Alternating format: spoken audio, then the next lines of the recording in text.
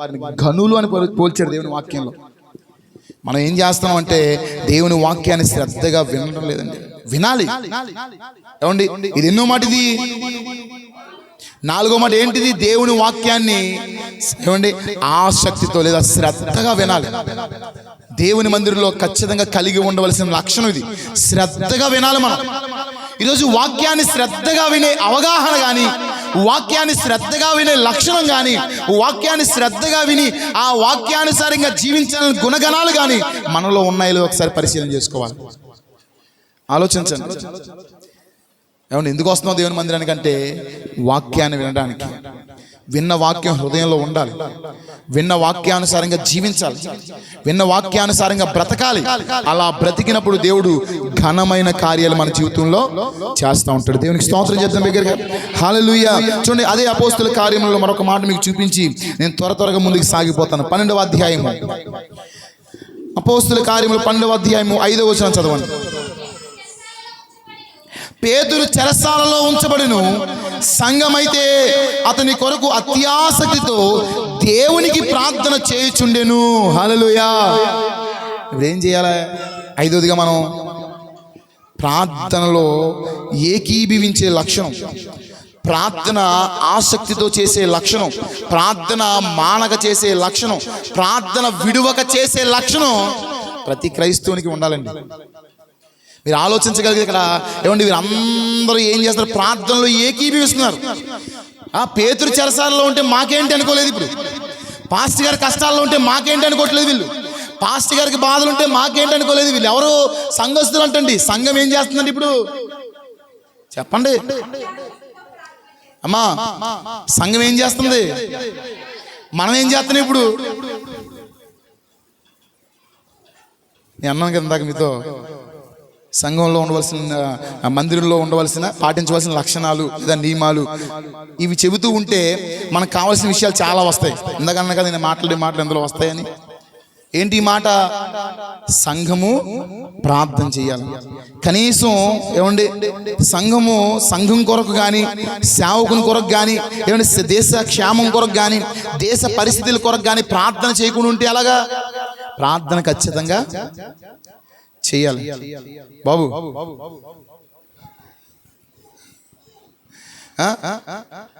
సంఘం ఏం చేయాలంటే అత్యాసక్తితో ప్రార్థించాలి.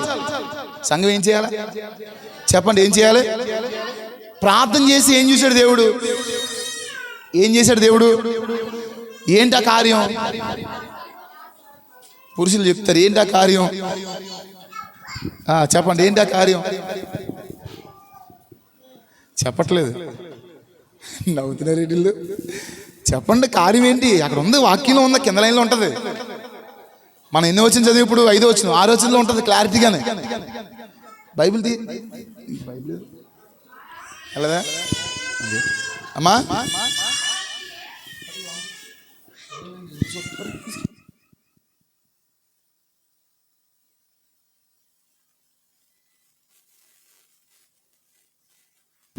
దేవునికి స్తోత్రం చెబుతాం, చెప్పాలి హల్లెలూయా.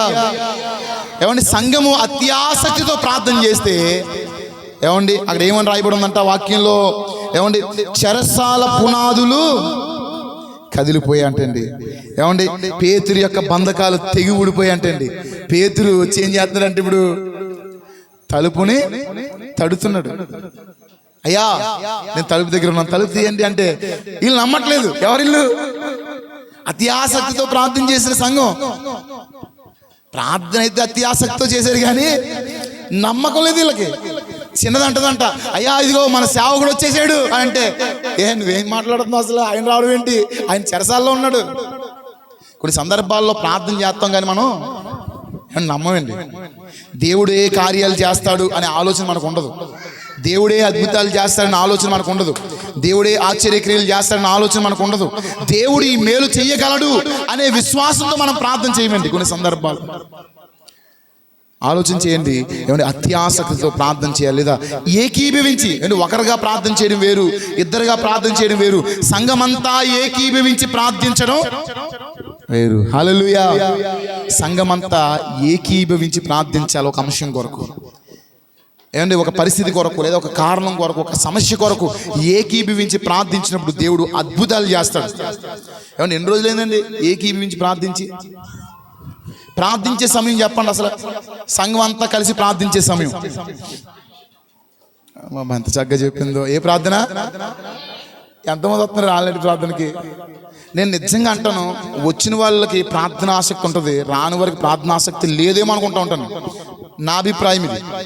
మీరు వ్యక్తిగతంగా ప్రార్థనా పరులు అయి ఉండొచ్చేమో, కానీ సంఘం కొరకు వ్యక్తిగతంగా సంఘంతో కలిసి ప్రార్థన చేసే లక్షణాలు కానీ అటువంటి అవగాహన కానీ మీకు లేదు. అంటే ఎవరు వీళ్ళంటే ఆన్లైన్ ప్రార్థనకు రానివారు. ఏమండి మీరు ఆలోచన చేయండి. కొంతమంది ఉంటారు ఏమండి ఉప్పాడ ప్రాంతంలో కానీ, మన దుమ్ములపేట ప్రాంతంలో కానీ, సూర్యాపేట ప్రాంతంలో కానీ ఇక్కడ నుండి కేబుల్ కట్టించుకొని ఎక్కడికి వెళ్తున్నారు? గుంటూరు వెళ్తున్నారు. వాళ్ళకి ఎంత ఆసక్తి ఉండదు ప్రార్థన పట్ల. కొంతమంది సరదాగా తిరగడానికి వెళ్ళినా మరి కొంతమంది ప్రార్థన చేయడానికి వెళ్తారు అక్కడికి. నేను అందరిని విమర్శించట్లేదు, కానీ చాలామంది ప్రార్థన కొరకు వెళ్తారు. ఎందుకు అంత ప్రయాసపడుతున్నారు వాళ్ళంటే దేవుని కార్యాలు వాళ్ళు పొందుకుంటున్నారు. అనేకులు ఆ ప్రార్థన ద్వారా మేలు పొందుకోవాలని ఆసక్తితో వారికి వెళ్తున్నారు. మనం ఏం చేస్తున్నాం అంటే సంవత్సరానికి ఒకసారైనా సరే ప్రార్థనకి ఏమండి అమ్మా వెళ్ళం, సంవత్సరానికి ఒకసారి కూడా వెళ్ళం. మనం అనుకూలంగా ఉంటే వెళ్తాం, అనుకూలం లేకపోతే మానేస్తూ ఉంటాం. ఆలోచించండి. సంఘమంతా కూడా అతి ఆసక్తితో ఏకీభవించి ప్రార్థన చేయాలి. ఏమండి అలా ప్రార్థించినప్పుడు దేవుడు అద్భుతాలు చేస్తాడు. అతి అద్భుతాలు సంఘంలో జరుగుతాయి. జరగాలంటే అందరం కలిసి ఏక మనసుతో ప్రార్థన చేయాలి. చూడండి, మరొక విషయాన్ని మీకు చూపిస్తాను. కీర్తన గ్రంథము 100వ అధ్యాయము 4వ వచనం. త్వరగా ఇది కూడా చూడకుండా చెప్పగలిగిన వాక్యమే.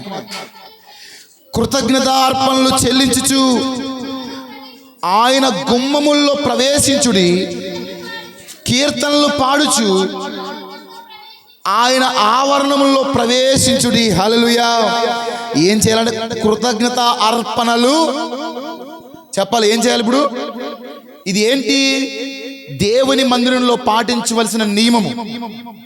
ఇది ఎన్నో పాయింట్? ఇది 6వ పాయింట్. ఏంటంటే ఇది కృతజ్ఞత కానుకలను అర్పించాలి. ఎంతమంది దేవునికి కృతజ్ఞత అర్పిస్తూ ఉన్నారు? ఎంతమందికి దేవుని సంఘంలో ప్రత్యేక అర్పణలు అర్పిస్తూ ఉంటారు? ఎంతమంది ప్రథమ భాగాన్ని దేవునికి ఇస్తూ ఉన్నారు? ఎంతమంది సంఘంలో చేయవలసిన కార్యక్రమాల్లో వారి ప్రత్యేకమైన పోషణను పోషిస్తూ ఉన్నారు? ఆలోచన చేయండి. ఎవరికి తెలిసినా తెలియకపోయినా నాకు తెలుసు ఎవరు ఏంటినది. ఎందుకంటే సేవకుడిగా ఉన్నాను కదా. ఏమండి నా దగ్గరికి వస్తేనే కదా బెడ్రూమ్కి వెళ్తుంది కదా. మాట్లాడే మాటలు ఘనంగా కనబడతాయి, కానీ చేసే పనులు అజ్ఞానులుగా ఉంటూ ఉంటాయి, లేదా ఏమైనా ఘనహీనంగా ఉంటూ ఉంటాయి. ఇక్కడ వాక్యం అట్లా చూడండి, కృతజ్ఞత అర్పణలు అర్పించుచు. ఇది 100వ కీర్తనలో చక్కని మాటగా దేవుడు రాశాడు. ఏమండి అద్భుతమైన మాట ఇది. దేవుని మందిరంలో పాటించవలసిన పరిస్థితి ఖచ్చితంగా ప్రతి క్రైస్తవునికి ఉంది. కానీ మనం ఏం చేస్తున్నాం? వాక్యంలో ఒక చోట అంటాడు, ఆయన కానుకలు పెట్టి దగ్గర నిలబడంట తేరి చూస్తున్నాడంట. ఏం చేస్తున్నారని చూస్తున్నారంట? చెప్పండి. కానుకల బాక్స్ ఎందుకు కూర్చున్నాడు ఆయన? మాట్లాడలేదు. నువ్వు మాట్లాడకమ్మా, నువ్వు మాట్లాడుతావు పెట్టి మిగతా వాళ్ళందరూ మాట్లాడాలి. నేను అడుగుతూ ఉంటేనే దేవుడు ఎందుకు కూర్చున్నాడంటే కానుకల బాక్స్ చెప్పండి. వెనకాల మీరు చెప్తే కానీ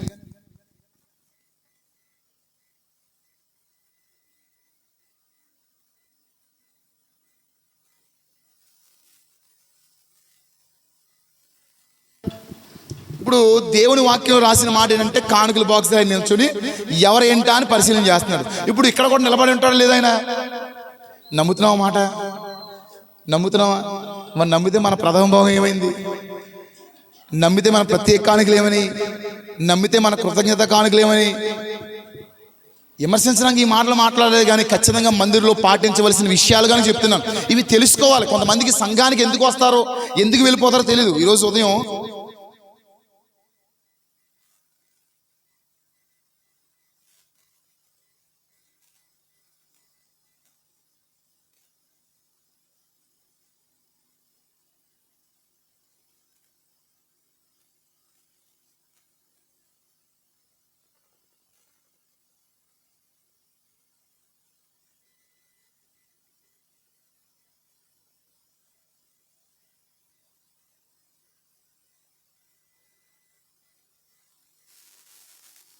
నడుచుకోరు.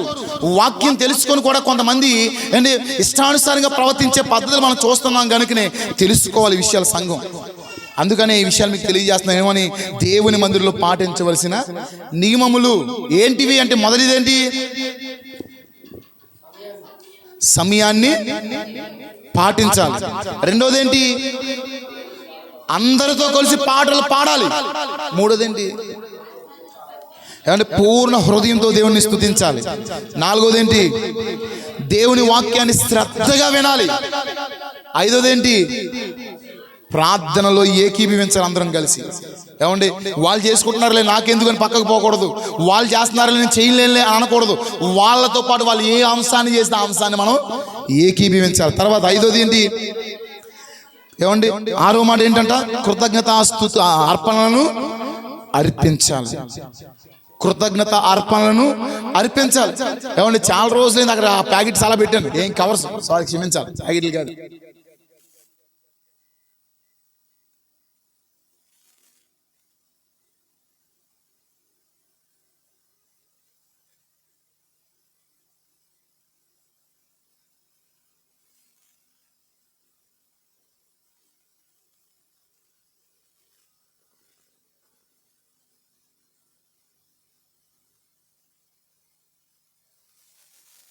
చెప్తావు, నువ్వు వెళ్ళిపోయిన తర్వాత ఏమంటారు వాళ్ళు? మా పాస్టర్ గారు ఎవరినో పిలిపించి చెప్పించాడు అనరా? నాకు వద్దండి, అది నేను చెప్పుకుంటానండి. సంఘంపై సావకంగా లేదా ఒక నాయకునిగా దేవుడు నన్ను ఉంచాడు, వారికి బోధించడానికి కదా అని పెట్టాడు, నేను చెప్తానులేండి, మీరు చెప్పక్కర్లేదానని. ఒకవేళ దేవుడు నేను ఏదైనా ఒక మీటింగ్లో ఎవరైనా పెడితే దేవుడు ప్రేరేపిస్తే మాట్లాడడం వేరే, కానీ చెప్పించి మాట్లాడడం అనేది మనకు అలవాటు లేని పని. అలాంటిది మనకు చెప్పించకూడని పరిస్థితి. ఎందుకంటే దేవుడు ఖచ్చితంగా ఏమంటే మన సొంత ఆలోచనలు లేదా మన సొంత ఉద్దేశాలని వాక్యంపై ఆపాదించి రుద్దకూడదండి. వాక్యం ఏదైతే ఉందో చెప్పాలి మనం. ఇక్కడ వాక్యాలు అట్లా చూడండి, ఏమన్నట్లు 100వ కీర్తనలు అంటే చక్కగా మాట్లాడుతున్న 4వ వచనంలో ఏమండి? కృతజ్ఞత అర్పణలు అర్పించుచు. ఎవరి గుమ్మం ఇది అంటే దేవుని గుమ్మము, ఆ గుమ్మంలో ప్రవేశించాలి. కృతజ్ఞత అర్పణలు ఖచ్చితంగా అర్పించాలి. ఇది 6వ పాయింట్ అండి. చూడండి 7వ పాయింట్, ఇంకా చాలా పాయింట్లు టొకటాకమని చెప్పుకొని పోతాను, సమయం అవుతుంది. చూడండి కొరింథీయులకు రాసిన మొదటి పత్రిక, సమయం అవుతుంది కానీ త్వరగా తీయాలి. కొరింథీయులకు రాసిన మొదటి పత్రిక 14వ అధ్యాయం 40వ వచనం చదవండి.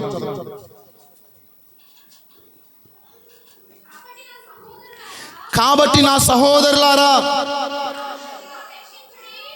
ప్రవచించుట ఆసక్తితో అపేక్షించుడి, భాషలతో మాట్లాడుట ఆటంకపరచుకుడి, సమస్తమును మర్యాదగాను క్రమముగాను జరగనీయుడి. దేవునికి స్తోత్రం చేద్దామా? హల్లెలూయా. సంఘ క్రమాన్ని పాటించాలి మనం. సంఘానికి ఒక క్రమం ఉంది. ఏంటి అంటే ఏమంటే ఒక క్రమం ఉంటుంది. ఉదయం 9 గంటలకు ఆరాధన ప్రారంభం, 9:30 వరకు 10 గంటల వరకు 10:30 వరకు పాటలు పాడడం, 10:30కు ఆరాధన ప్రారంభించడం, 11 గంటల వరకు సాక్ష్యాలు ఇవన్నీ పూర్తి చేసుకోవడం, 11 గంటలకు వాక్యం ప్రారంభించడం, 11:50 నిమిషాలకు వాక్యం ముగింపు, చెప్పాలా 12 అయ్యేసరికి ఆశీర్వాదంతో పంపించడం. ఇది క్రమం, ఇది ఒక క్రమం, సంఘానికి క్రమం. ఈ క్రమం ఎవరి వల్ల అక్రమం అయిపోతుంది ఆలోచన చేసిన ఇప్పుడు మనం. ఎంత చక్కగా చెప్పిందో. మా వాళ్ళే ఎంత మంచిది, నిజమే. ఎవరి వల్ల అంటే మా వాళ్ళే అనుకుని నా వాళ్ళే అనుకోవాలి. నేనే కదా ఆలస్యంగా వస్తున్నాను, అదే క్రమంగా ఉండలేదు. సంఘ క్రమాన్ని నేను ఎందుకు పాటించడం లేదు? ఇదిగో బుధవారం ప్రార్థన జరుగుతుంది, ఎందుకు పాటించడం లేదు? శుక్రవారం స్త్రీల కొడుకు జరుగుతుంది, ఎందుకు పాటించడం లేదు? శనివారం ఆరాధన జరుగుతుంది, ఎందుకు పాటించడం లేదు? హాలిడే ప్రార్థన జరుగుతుంది, ఎందుకు పాటించడం లేదు? ఈ క్రమాన్ని ఎందుకు నేను విడిచిపెడుతున్నాను? ఎందుకు నేను అజ్ఞానంగా తిరుగుతున్నాను? ఆలోచన మనకు రావాలి. ఏమండి, ఆలోచన రావాలండి. అట్లా చూడండి ఏమని అంటే ఆ మాటను చదివితే ఏమండి అట్లా చూడండి. కాబట్టి నా సహోదరులారా, ప్రవచించుట ఆసక్తితో అపేక్షించుడి, భాషలతో మాట్లాడుట ఆటంకపరచుకుడి, కానీ సమస్తమును మర్యాదగాను క్రమముగాను జరగనివ్వండి. దేన్ని ఆటంకపరచకూడదు. నేను ఒక్క వాక్యాన్ని వింటాను అనకూడదు, మనం ఆరాధనకి వెళ్తాను అనకూడదు, పాటే పాడతాను అనకూడదు. కొంతమంది పాటలు పాడే బ్యాచ్ ఉంటారు, ప్రసంగాల్లో వారు కనబడరు. మీరు గమనించగలిగితే ఏమంటే కొంతమంది ఆరాధన టైంకి వస్తారు, ఆరాధన అయినా వెళ్ళిపోతారు. మరి కొంతమంది వాక్య సమయానికి వస్తారు, వాక్యం అయిపోగానే వెళ్ళిపోతారు, ఇంకేముండదు వాళ్ళకి. ఏమండి ఇక అట్లా చూడండి, ప్రవచించడానికి కానీ ఏమండి ఆసక్తితో ఏం చేయాలంటే మనము ఏమంటే ఆసక్తితో అపేక్షిత ప్రవచించడానికి కానీ ఏమంటే భాషలతో మాట్లాడడానికి కానీ ఆటంకపరచకూడదు. మనం అపేక్షించాలి. ఇది నాకు కావాలంటే సంఘములో జరుగుతున్న ప్రతీదీ నేను పొందుకోవాలి. ఎంతమంది అండి దేవుని సంఘంలో ఉన్నవారు నేను ఖచ్చితంగా అన్య భాషల్లో మాట్లాడాలని ఆశతో ఉన్నవారు ఉన్నారు? ఎవరైనా ఇలాంటి ఆశ ఎప్పుడు వచ్చిందే మీకు? రోజుకి 10,000 రూపాయలు సంపాదించాలని ఆశ వస్తుంది మనకి. ఏమండి ఈరోజు బయటికి వెళ్తే 2,000 రూపాయలు సంపాదించాలని ఆశ వస్తుంది. ఏమండి ఈరోజు నేను ఈ పని చేసి ఇంత లాభం రావాలని ఆశ ఉంటుంది. మంచిదే, ఇవన్నీ మంచివే. కానీ ఇంతకంటే మంచిది ఏంటంటే దేవుని సంఘంలో నేను ప్రవచించాలి. దేవుని సంఘంలో నేను ఏమండి ఆత్మ భాషలతో లేదా వరములతో నేను ఉండాలి. అనేక నిమిత్తమే నేను ప్రార్థన చేసే దేవుడు అద్భుతాలు చేయాలన్న ఆలోచన మనకు ఉండాలి. దీన్ని ఆటంకపరచకూడదు. మనం దీన్ని ఆటంకపరుస్తాం, వేరే దానికి సమయాన్ని ఇస్తూ ఉంటాం. ఆలోచన చేయండి. ఇక్కడ దేవుని వాక్యంలో రాసిన సంఘ క్రమాన్ని మనం పాటించినప్పుడు ఇవన్నీ దేవుడు మనకి ఇస్తూ ఉంటాడు. ఏంటంట? సంఘ క్రమాన్ని పాటించే వారంగా ఉండాలి. ఈ క్రమమును మనం పాటించకపోతే దేవుడు అంటాడు, అక్రమం చేయువారులారా. మనందరికీ తెలిసిన వాక్యాలండి ఇవి. అక్రమం చేయువారులారా అని అద్దె నుండి తొలగిపోండి అంటున్నాడు. మనం అక్రమం చేసే వారంగా ఉండకూడదు. ఏమండి అక్రమం చేసే వారంగా, అక్రమంగా జీవించే వారంగా మనం ఉండకూడదండి. క్రమాన్ని పాటించాలి, క్రమముగా నడుచుకోవాలి. చూడండి, త్వరగా నేను వాక్యాల్లో వెళ్ళిపోతున్నాను. 14వ అదే పేతురు రాసిన మొదటి పత్రిక 4వ అధ్యాయం 10 వచ్చును. త్వరగా పేతురు రాసిన మొదటి పత్రిక 4వ అధ్యాయం 10 వచ్చును. నానా విధములైన కృపా విషయమై మంచి గృహ నిర్వాహులై ఉండి ఒక్కొక్కడు కృపావరములు పొందిన కొలది ఒకరినొకడు ఉపచారము చేసుకునుడి. ఒకడు బోధించిన ఎడల దేవోక్తులను బోధించినట్లు బోధింపవలను. ఒకడు ఉపచారము చేసిన ఎడల దేవుడు అనుగ్రహించిన ఇందువలన దేవుడు అన్నింటిలోనూ యేసు క్రీస్తు ద్వారా మహిమపరచబడును. యుగ యుగములు మహిమయు ప్రభావములు ఆయనకు ఉండును. హల్లెలూయా చెప్పండి, హల్లెలూయా. ఏమంటే దేవుడు మనకిచ్చిన కృపావరములను దేవుని పరిచర్యలో వాడాలండి. ఏంటంట? దేవుడు మనకిచ్చిన కృపావరములను దేవుని యొక్క పరిచర్యలో వాడాలి. ఇక అట్లా చూడండి, దేవుడు ఒక్కొక్కరికి కృపావరాలు పొందిన కొలదిగా అంటున్నాడు. మనం కృపావరాలు పొందుకుంటే ఏ వరాలు ఇవి? పరిశుద్ధ గ్రంథంలో చాలా వరాలు ఉన్నాయి. కృపావరాలు ప్రత్యేకంగా రాయించబడి ఉన్నాయి. ఏమండి కొంతమంది పాటలు పాడే వరం ఉంటుంది, కొంతమందికి ప్రవచించే వరం ఉంటుంది, కొంతమందికి వాక్యం బోధించే వరం ఉంటుంది, కొంతమందికి ఏమైనా ప్రార్థనా వరం ఉంటుంది, కొంతమందికి ఇతరుల కొరకు ఏమైనా వారి యొక్క పరిస్థితుల కొరకు ప్రార్థించే వరం ఉంటుంది, మరి కొంతమంది జరగబోయే చెప్పే వరాలు ఉంటాయి. ఇవన్నీ కృపావరాలు. అయితే ఇప్పుడు ప్రార్థించే వారం ఉన్నాం కానీ ప్రార్థించం, ప్రకటించే వారంగా ఉన్నాం కానీ ప్రకటించం, పాటలు పాడే వారంగా ఉన్నాం కానీ పాటలు పాడం. ఇవన్నీ దేవుడిచ్చిన వరాలను ఇతరులకి పంచే వారంగా ఉండాలి. కానీ మనం ఏం చేస్తామంటే అలా పంచే వారంగా ఉండం. ఏమన్నా ఆలోచించండి. అట్లా చూడండి, ఏమండి మీరు పొందుకున్న ఆ కృపావరాల్ని పరిచర్య నిమిత్తమై వాడాలి, సంఘ క్షేమాభివృద్ధి నిమిత్తమై వాడాలి, సంఘం కొరకై మనము ఏమండి ప్రయాసపడే వారంగా వాడాలండి. మనం ఈరోజు అలా వాడే వారంగా ఉన్నామో లేదో ఒకసారి ఆలోచన చేయాలి. అలా వాడే పరిస్థితుల్లో ఉన్నామో లేదో ఒకసారి ఆలోచన చేయాలి. ఈరోజు అలాంటి పరిస్థితుల్లో కనుక మనం లేకపోతే, ప్రభువా మీరిచ్చే వరములు ఇతరుల కొరకు నేను ప్రయాసపడి దాన్ని వాడే వారంగా, లేదా సంఘం కొరకు నేను వాడే వారంగా నన్ను స్థిరపరిచిన ఆయనని ప్రార్థించే వారంగా ఉండాలండి. దేవునికి స్తోత్రం చేద్దామా. ఇది ఎన్నో మాట ఇది చెప్పాలి. ఏమన్నా ఇంకొక 3 మాటలు ఉన్నాయి, టకాటకా చెప్పేసి నేను ముగించేస్తాను. నా సమయం కూడా అయిపోయింది ఆల్రెడీ. ఇంకొక 2 నిమిషాల సమయం ఉంది. చూడండి, ఫిలిప్పీయులకు రాసిన పత్రిక 2వ అధ్యాయము 20వ వచనం, మరొకరు హెబ్రీయులకు రాసిన పత్రిక 13వ అధ్యాయం 10వ వచనం 17వ వచనం. ఫిలిప్పీయులకు రాసిన పత్రిక 2వ అధ్యాయం 20వ వచనం.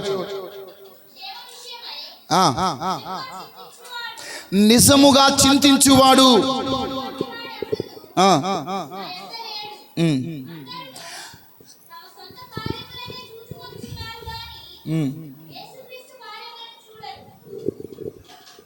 హల్లెలూయా చిత్త హల్లెలూయా. చూడండి ఇక్కడ అక్కడ చూడండి, మీ క్షేమ విషయమై నిజముగా చింతించువాడు అతని వంటి వాడు నా యొద్ద లేడు. ఎవరితను? ఎవరండి అతను? ఎవరు మాట్లాడుతున్నారు ఈ వాక్యాన్ని? అపోస్తలుడైన పౌలు ఎవరి కొరకు మాట్లాడుతున్నా పై వచనంలో ఉంటుంది. తిమోతి కొరకు మాట్లాడుతూ చెప్తున్నాడు ఏమని, అతని వంటి వాడు నా యొద్ద లేడు, అతను మీ నిమిత్తమై మీ క్షేమం నిమిత్తమై చింతిస్తూ ఉంటాడు. హల్లెలూయా. ఏం చేస్తాడంటే చింతిస్తూ ఉంటాడంటండి. ఎవరి కొరకంటే ఎవరైతే సంఘ సభ్యులు ఉన్నారో, ఎవరైతే క్రైస్తవ ప్రజలు ఉన్నారో, ఎవరైతే క్రీస్తుని అంగీకరించిన వారు ఉన్నారో వారి క్షేమాభివృద్ధి కొరకు మనము చింతించే వారమై, లేదా వారి క్షేమాభివృద్ధి కొరకు పాటుపడే వారమై ఉండాలి. తిమోతి అలాంటి వ్యక్తి అంటండి. అలాంటి వ్యక్తి ఇంకెవరు నా దగ్గర లేరు, అతన్ని మీ దగ్గరికి పంపించేసాను అంటున్నాడు. ఏమండి ఇది ఎన్నో మాట, ఇది 9వ మాట ఏంటంట, ఏమండి సంఘంలో ఉన్న సభ్యుల యొక్క క్షేమాభివృద్ధి నిమిత్తమై పాటుపడాలి, ప్రయాసపడాలి. వారి కొరకు మనము ఆలోచించాలి, వారి కొరకు మనం ప్రార్థించాలి, వారి క్షేమం కొరకు మనము ఏంటి ప్రయాసపడే వారంగా ఉండాలండి. తిమోతి అలాంటి స్వభావం కలిగిన వ్యక్తి. ఈరోజు మనకు అలాంటి స్వభావం ఉందా సంఘంలో? ఎవరైనా బాధపడుతున్నారనుకోండి, బాధపడే వారి దగ్గరికి వెళ్ళి మనం బాధపడాలి. అయ్యా నీ పరిస్థితిలో ఉంది, ఏం పర్లేదులే, కంగారు పడకు, నీ కొరకు నేను ప్రార్థన చేస్తాను, ఒక ధైర్యమైన మాట వాళ్ళకి చెప్పరావాలి. సంతోషించే వారు ఉంటే సంతోషించి రావాలి వాళ్ళతో. మనం ఏం చేస్తామంటే సంతోషించే వారి దగ్గరికి వెళ్తాం కానీ బాధపడే వారి ఇంటికి వెళ్ళం. బాధపడే వారి కొరకు మనము ప్రయాసపడం. ఇక్కడ బాధపడే వారి కొరకు ప్రయాసపడుతున్నారు, వారి క్షేమము కొరకు వారు ఏమంటే చింతిస్తూ ఉన్నాడంటే తిమోతి. మనము కూడా ఆ పరిస్థితుల్లో ఉండాలి. చూడండి తర్వాత హెబ్రీయులకు రాసిన పత్రిక 13వ అధ్యాయం. మీ పైన నాయకునిగా ఉన్నవాడు లెక్క అప్పచెప్పవలసిన వారై ఉన్నారు, మీ ఆత్మలను కాయుచున్నాడు. వారు దుఃఖముతో ఆ పని చేసిన ఎడల నిష్ప్రయోజనము గనుక దుఃఖముతో కాదా ఆనందంతో చేయనట్లు వారి మాట విని వానికి లోబడి. దేవునికి స్తోత్రం చెప్పండి బిగ్గరగా. ఇక్కడ రాస్తున్న మాట ఏంటంటే సంఘంలో ఉన్న నాయకత్వానికి లోబడాలి. ఏమంటే దేవుని సంఘంలో ఉన్న నాయకత్వానికి లోబడాలి. అంటే వారు దుఃఖముతో ఆ పని చేస్తే అది మనకి క్షేమం కాదండి. అంటే ఎవరు ఆ దుఃఖంతో చేస్తారా పని? సేవకుడు. ఏమంటే ఇక్కడ అంటున్నాడు లోబడ్డం అంటే ఏంటి? ఏమన్నా చెప్పాలి, లోబడ్డం అంటే ఏంటి? మాట వినడం. ఎంతమంది మాట వింటున్నారు? మా అమ్మ ఎంత చక్కగా చెప్పింది, మా అమ్మకు ఒక మాట అనేయాలి ఇప్పుడు నాకు. లేదా మా అమ్మ నువ్వు మాట ఖచ్చితంగా అనేయాలనిపిస్తుంది నాకు. అయినా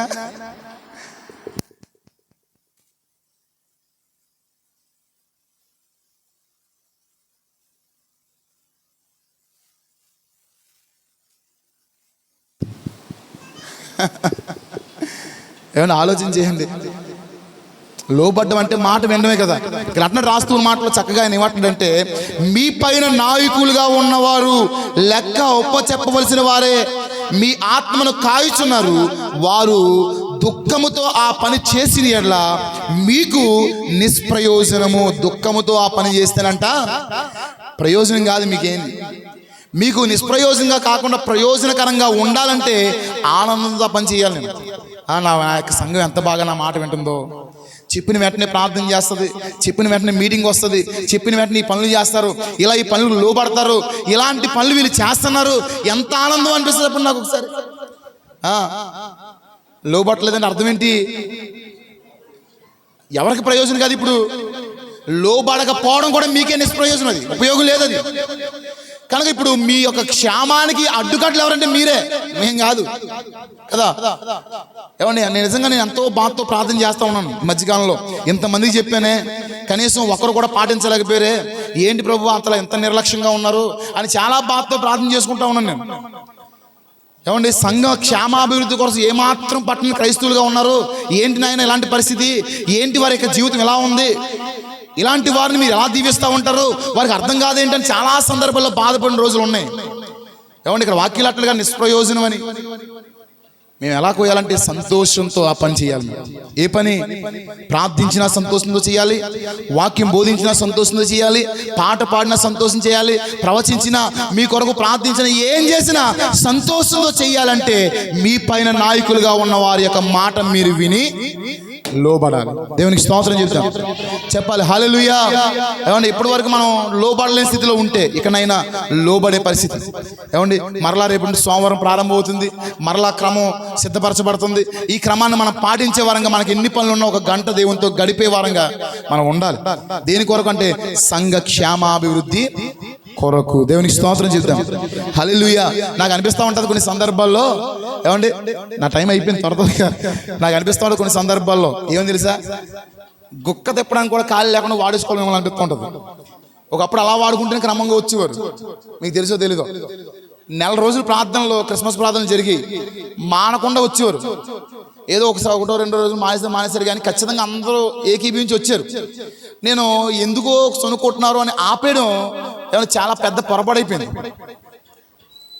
పొరపాటైపోయింది అనిపించింది నాకు ఆ సంవత్సరం. మన సన్నిధిలో ప్రతి నెల కూడా భోజనాలు జరుగుతూ ఉండి నెలకు మనిషి ఒక 300 ఇచ్చి కార్యక్రమం పెట్టేవారు. హుషారుగా సంఘస్థులు యవనస్తులు అందరూ ఒక 10-15 మంది వచ్చేవారు. ఖచ్చితంగా కష్టమైనా సరే 300 ఇచ్చేవారు. ఆపేయడం పొరపాటైపోయింది అనిపించింది నాకు, నిజంగా అనిపించింది నాకు. ప్రతి నెల సువార్త కూడా పెట్టేవాళ్ళు, ఒక రోజు సువార్త కూడా ఆపేయడం పొరపాటైపోయింది అనిపించింది నాకు. ఇవన్నీ ఎందుకు ఆపేసాను, వాళ్ళకు ఒకవేళ ఇబ్బంది అయితే అవునే పెడితే బాగుండు కదా అనిపిస్తుంది మనసుకి నాకు. అంటే కష్టమైనా సరే బాధపడినా సరే తిట్టుకుంటానో బాధపడుతూనే వచ్చేవారు ఖచ్చితంగా. ఇప్పుడు మరలా బాగా నిర్లక్ష్యం చేశారు. ఎందుకంటే నేను తావడం మానేశాను కనుక, కంగారు పడకండి, మంచి రోజులు ముందు ఉన్నాయి, తోమే రోజులు చాలా ఉన్నాయి, తోముతాను. ఏం చేస్తాను, రాను కాను పోను అన్నా సరే నేను వదలను. ఏం చేయనంట, వదలను, ఖచ్చితంగా వదలను ఈ రోజు నుండి. మీరు గమనించండి, సోమవారం రేపే సోమవారం ప్రార్థనకి ఫోన్లు వస్తానే ఉంటాయి, ఎత్తేదాకా వస్తాయి. ఎత్తిన తర్వాత 5 నిమిషాలు అనుకో, మరి 5 నిమిషాల తర్వాత వస్తుంది, గంట తర్వాత వస్తుంది. రోజు అంటే రోజు తర్వాత వస్తుంది. ఈరోజు అవుతుంది రేపు అనుకో, రేపు వస్తుంది, వస్తానే ఉంటుంది ఫోను. ఎందుకు, ప్రార్థన మీరు రాక కొరకు, నా పోకడ కొరకు. మీరు వచ్చేదాకా నేను పోయేదాకా జరుగుతూనే ఉంటుంది. గుర్తుంచుకోండి. పాస్టర్ గారు చేతనే చెప్పి బ్లాక్లు పెట్టేసుకోండి, సైలెంట్లో పెట్టేసుకోండి. సంజయ్ చెప్పవసరం లేదు, సమాధానం చెప్పక్కర్లేదు అనుకోండి, మీ ఇష్టం, మీ యొక్క ఆలోచనకి విడిచిపెట్టేశాను. ఈ రోజు నుండి మాత్రం సమయాన్ని సద్వినియోగపరచుకోవాలి. దేవునికి స్తోత్రం చెప్తాం బిగ్గరగా, హల్లెలూయా. ఇక సంఘ నాయకత్వానికి మనము లోబడాలి. లోబడే స్థితిలో సంఘం ఉండాలి. సంఘంలో మనం ఖచ్చితంగా పాటించాలి. మరొక 2 విషయాలు. ప్రసంగి గ్రంథం 5వ అధ్యాయం 1వ వచనము, రోమిలకు రాసిన పత్రిక 16వ అధ్యాయం 16వ వచనం. ఈ 2 విషయాలు చూపించి నేను వాక్యాన్ని ముగిస్తాను. ప్రసంగి గ్రంథం 5వ అధ్యాయం 1వ వచనంలో అంటాడు, చూడండి, నీవు దేవుని మందిరమునకు పోవునప్పుడు నీ ప్రవర్తన అంతా కూడా జాగ్రత్తగా, ఇది ఎన్నో మాటిది, 11వ మాట, దేవుని సన్నిధిలో ఏకాగ్రతగా ఉండాలంట. నేను రాసుకున్న మాట ఇది. దేవుని సన్నిధిలో ఏకాగ్రతను పాడు చేసేది ఏంటి, జాగ్రత్తగా చూసుకోవాలంటే ఏకాగ్రతను ఏం పాడు చేస్తుంది? 1 చెప్తున్నాను, రాసుకోండి, మొబైల్ ఫోన్ పాడు చేస్తుంది. ఫోన్ తెచ్చుకోకపోవడం చాలా మంచిది. చర్చికి ఒకవేళ తెచ్చుకుంటే స్విచ్ ఆఫ్ చేసుకోండి, లేదా సైలెంట్లో పెట్టుకోండి. 2వది చంటిపెట్టలు. పిల్లలు చాలా ఏకాగ్రతను పాడు చేస్తారు. వాళ్ళకి ఏమంటే చర్చ అయ్యేంత వరకు ఏదో నోట్లో పడతానే ఉండాలి. ఓ బాక్స్తో తెచ్చుకొని మరమరాలో లేదా గుగ్గిలో పిల్లలకి ఇవ్వడానికి. అవి ఇస్తే వాళ్ళు శ్రద్ధగా వాళ్ళ పని వాళ్ళు చేసుకుంటారు. లేదా ఇటు తిరుగుతానే గోల్ చేస్తూనే ఉంటారు. చంటిపెట్టలే అందరూ పిల్లలు కదా, పిల్లలందరూ చంటిపెట్టలే కనుక మీరు పాటించాలి. ఏకాగ్రతను పాడు చేస్తారు దేవుని సన్నిధిలో ఇవి కనుక. అలా ఏకాగ్రతను పాడు చేసేది ఏదైతే ఉందో దాన్ని విడిచిపెట్టి మన ప్రవర్తన జాగ్రత్తగా చూసుకోవాలి. చూడండి, రోమిలకు రాసిన పత్రిక 16:16లో ఒకరికొకడు వందనములు చేసుకోవాలి, క్రీస్తు సంఘములు అన్నీయు వందనములు చెప్పుచున్నవి. హల్లెలూయా చెప్పాలి, హల్లెలూయా. ఏంటి ఇది? 2వ మాట, 12వ మాట, ఒకరినొకరు మంచి బుద్ధి కలిగి వందనాలు చెప్పుకోవాలి. అండ్ మందిరంలోకి రాగలం వందనాలు ఎంతమంది చెప్తూ ఉంటారు? సినిమా హాల్కి వెళ్తాం, పక్కడితో పని ఉంటుంది మనకి అది కొంతమంది వెళ్ళే వాళ్ళకి. సినిమా హాల్కి వెళ్తారండి, ఏమంటే పక్కడితో పని ఉంటుందా? సినిమా చూస్తాడు, వచ్చేస్తాడు, ఇంక వేరే పని ఏమి ఉండదు. వాడెవడో వీడెవడో. మనం మందిరంలో కూడా అలాగే ఉంటున్నాం. రాగాల్ని పక్కన కూర్చున్నాడు ప్రైజ్ లోడ్ చెప్పడం లేదు, వందనాలు చెప్పడం లేదు. ఏమండి కనీసం వాళ్ళకి లేకపోయినా వెంటనే వచ్చిన పాస్టర్ గారు ప్రైజ్ లోడ్ చెప్పిన లక్షణం పాస్టర్ గారు చెప్పాలి. అమ్మ ప్రైజ్ లోడ్ అన్నమాట, ప్రైజ్ లోడ్ ఏంటి అంటారు కదా. దేవుని వాక్యంలో పౌలు అంటున్నాడు ఏమని, ఒకరికొకరు వందనాలు చెప్పుకోవాలి. ఏమంటే దేవుని సంఘంలో నియమం ఏంటంటే వందనాలు చెప్పుకోవాలి. ప్రభువునందు మీకు వందనాలని చెప్పాలి, దేవునికి స్తోత్రాలు చెప్పాలి. ఇది క్రైస్తవులు పాటించాలి. కనబడిన ప్రతిసారి కూడా కనబడగానే బాగున్నావా, తిన్నావా, ఉన్నావా, తాగావా, ఇవిగా మాట్లాడవలసింది. ఏం చెప్పాలి? అయ్యా వందనాలండి, బాగున్నారా, ప్రైజ్ ది లార్డ్ అండి, బాగున్నారా, ఇవి చెప్పాలి. క్రైస్తవుల యొక్క పలకరింపు ఎలా ఉండాలంటే వందనాలతో ప్రారంభించాలి. మనం దేంతో ప్రారంభిస్తాం తెలుసా? వందనాలు ఏమో చర్చిలో ఉంటాయి, తందనాలు ఏమో ఇంట్లో ఉంటాయి. కనుక వందనాలతో ప్రారంభించాలి. క్రైస్తవులు అనే ఉనికిని కాపాడుకోవాలి మనం. ఏమంటే ఇవి దేవుని యొక్క సంఘంలో మనం పాటించవలసిన నియమములు. ఈరోజు మీకు ఇవన్నీ ఎందుకు తెలియజేశానంటే మనం పాటించడం లేదు, మరి కొంతమంది పాటించినా దాన్ని గుర్తించడం లేదు కనుకనే. ఏమంటే మనం పాటించే వారంగా, దాన్ని గుర్తించే వారంగా, కొనసాగించే వారంగా ఉండాలి. అట్టి కృప దేవాదేవుడు మీకు అనుగ్రహించులాగున దేవుడి మాటలు మన వినికిడిలో దీవించి ఆశీర్వదించునుగాక. ప్రార్థన చేద్దాం. అందరూ కూడా మోకరిద్దాం దయచేసి త్వరగా. ఒక 5 నిమిషాల్లో ఈ కార్యక్రమాన్ని ముగిస్తా ఉన్నాను. ప్రార్థన చేద్దాం. అందరూ కూడా మోకరించండి.